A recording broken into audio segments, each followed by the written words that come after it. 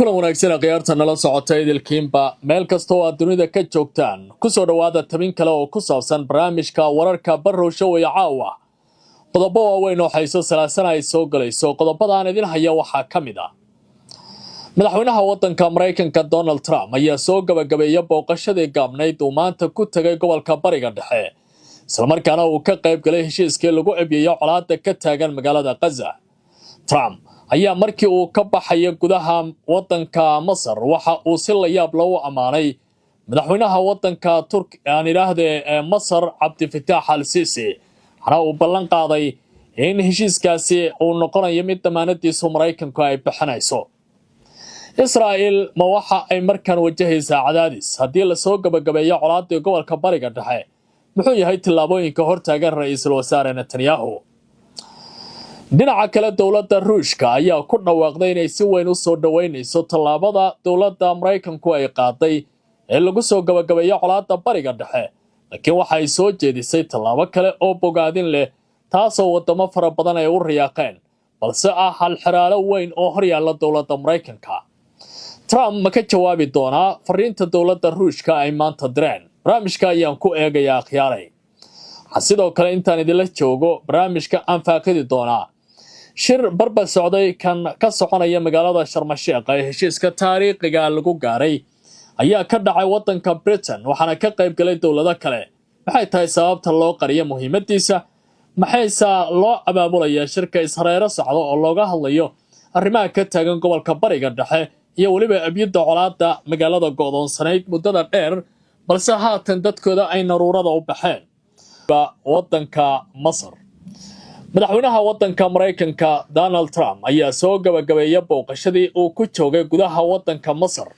waxaana la arkayay isagoo diyaaradiisa sii fuulaya oo macsalaameynaya wafuud kala duwan oo garoonka u sagootisay waxa uu ka laabanayaa gobolka Bariga Dhexe sanadkan isagoo guul weyn gacanta ku haya isla markaana sumcad weyn ka helay heshiiska lagu gaaray magaalada Sharm el-Sheikh ee taariikhiga madax kala duwan oo caalamka ayaa goobta joogtay laakiin hadda wax walba waxay u dhamaadeen sida dawladda Mareykanku ay ku raad joogtay.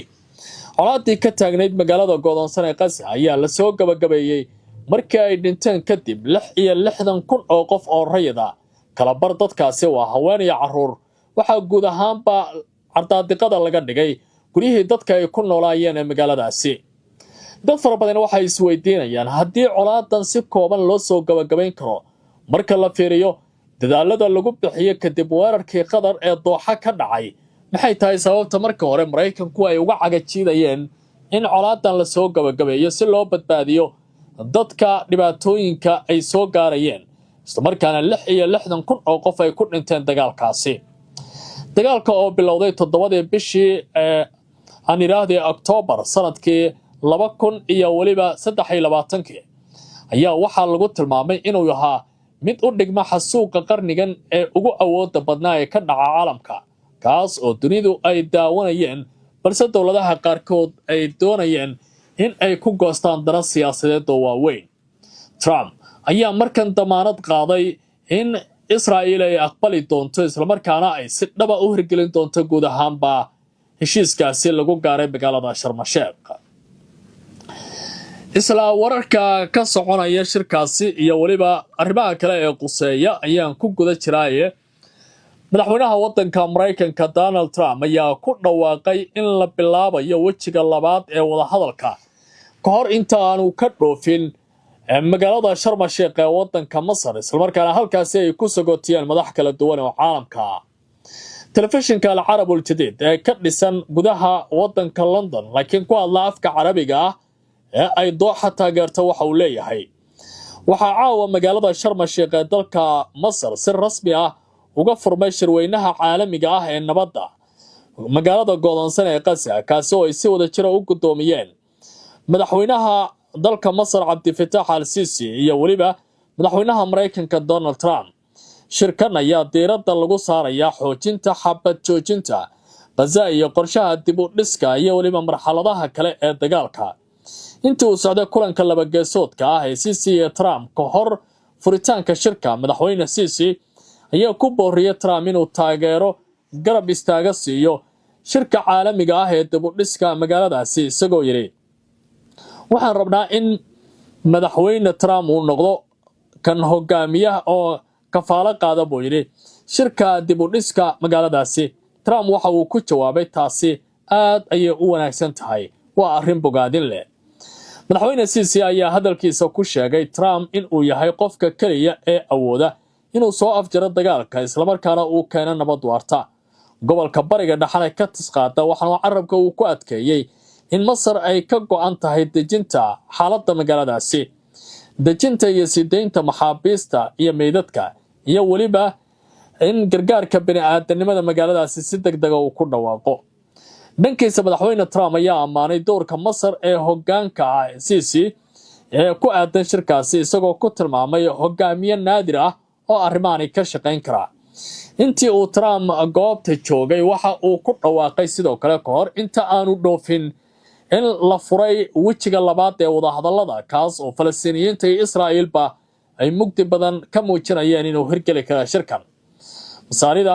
ayaa waxay dhowr jeer ku dadaashay labada dhinac inay isku yimaadaan, laakiin Falastiiniyiintu waxay ku doodayaan wejiga labaad inuu yahay mid gorgortan leh oo aanay aqbali doonin in Xamaas ay ka baxdo magaaladaasi iyo hubka ay si fudud u dhigi karayso. waxaana ay ku tilmaameen in uu yahay guud ahaanba hadalkaasi ka soo baxaya shirka in aysan aqbali karin, sida goor hore ay baahisay wakaaladda wararka Faransiiska ee Agence France Presse. dowladda Ruushka waxa ay si adag uga hadashay warkan gobolka bariga dhexe, waxaana ay ku dhiiratay arrin Mareykanku ay ka dhuumanayeen. waxaa ka dhacday ninka dhuumanaya dhabarkiisa muuqda ee dhaqso loo ogaadaa sidiisii ka dhigan tahay. dowladda Ruushku waxa ay bannaanka keentay hadal weyn, waxaana ay leedahay arrinta joojinta dagaalka magaalada go'doonsan waa qiimo badan tahay. Sergey Lavrov waxa uu leeyahay marka la fiiriyo colaadda iyo waliba qorshaha Trump uu raadinayo ee aynu taageerayno, waxa uu ka dhigan yahay in magaalada go'doonsanayd muddada dheer kaliya ay la xiriirto, laakiin waxa muhiim ah ilaalinta qaanuunka caalamiga ah iyo waliba sida loo hormari karo dhulka Falastiiniyiinta. Ruushku kuma qanci kara buu yiri wax ka yar Falastiiniyiinta oo dowlad hela. Sergey Lavrov waa wasiirka muraha dibadda ee waddanka Ruushka.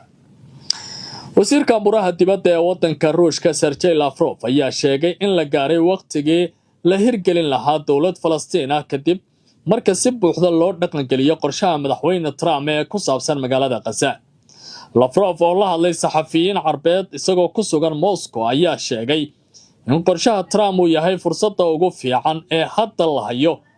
balse uusan ahayn xal dhammaystiran oo lagu soo afjarayo dhibaatooyinka ka taagan gobolkaasi, gaar ahaan raadinta xuquuqda Falastiiniyiinta. qorshahan waxa uu diiradda saarayaa ayuu yiri kaliya dagaalka magaalada go'doonsanayd,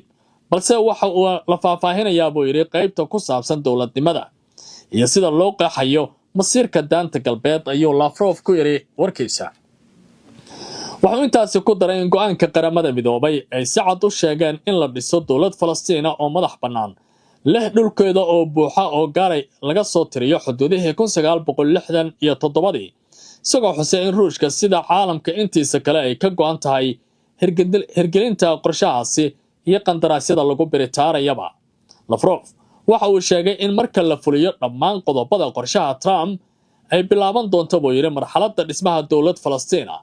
iyadoo la raacayo heshiiska iyo qaraarada golaha ammaanka ee qaramada midoobay. sidoo kale waxa uu muujiyay rajada Ruushka ee ku aadan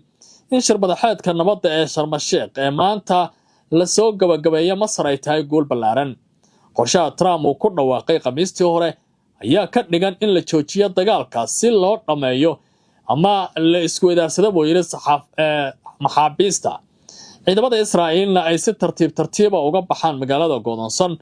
iyadoo la bixinayo gargaar bini'aadanimo oo degdeg ah. Xamaasna waxa laga qaadi doonaa hubka culus ayuu yiri, laakiin si guud uma dhihin guud ahaan hubka.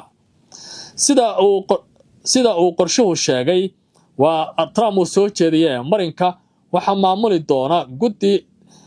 farsamayaqaano Falastiiniyiin ah oo aan siyaasiyiin ahayn, kuwaasi oo mas'uul ka noqon doona adeegyada bulshada iyo maamulka guud sida ku cad qorshaha la soo saaray. 7 Oktoobar 2023 dullaanka Israa'iil ee Gaza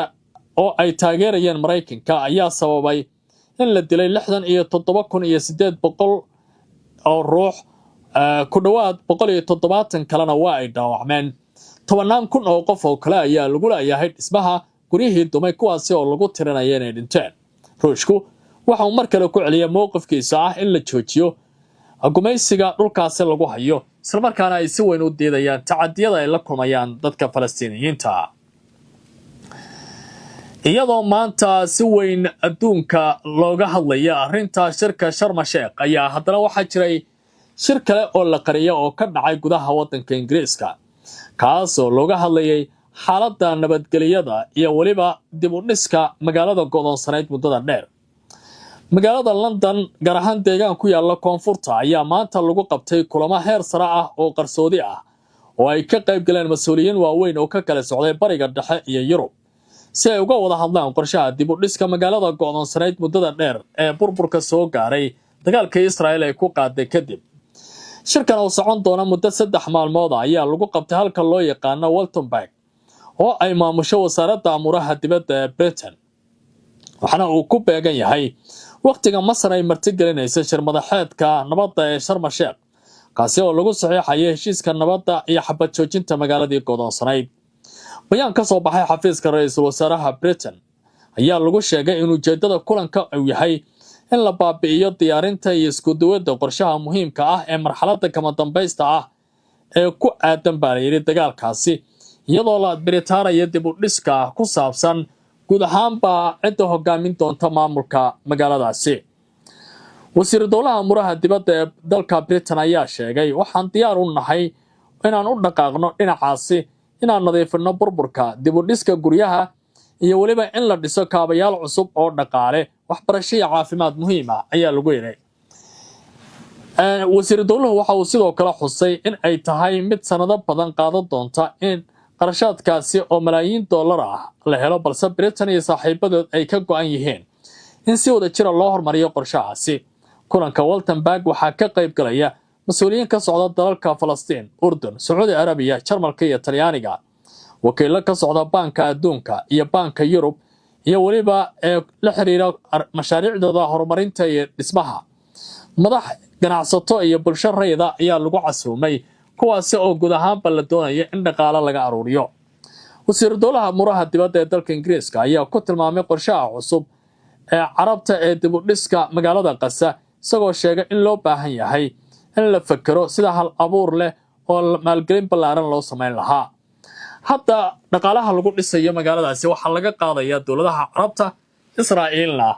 iyadoo hadda ay moodo inay guuleysatay ayay ka baxday shirkii oo colaadii la soo gabagabeeyay qaybo kamid ah akhyaartan la socotay 20 qayb